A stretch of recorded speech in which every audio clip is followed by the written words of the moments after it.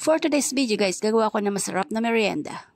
2 cups all-purpose flour, 2 cups cornstarch, and 1 can condensed milk.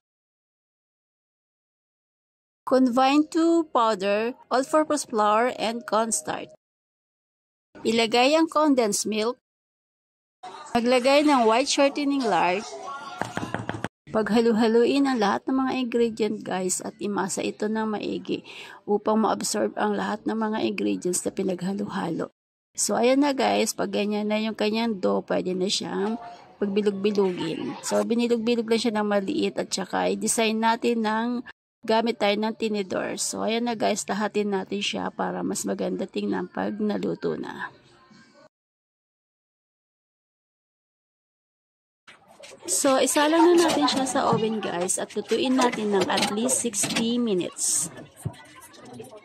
So, ayan guys, hanguin na natin, luto na at natapos na rin yung timer niya guys. So, tingnan natin at titikman natin kung ano ang lasa. Ang sarap niya guys. Thank you for watching. Please like, follow, and share. Bye-bye.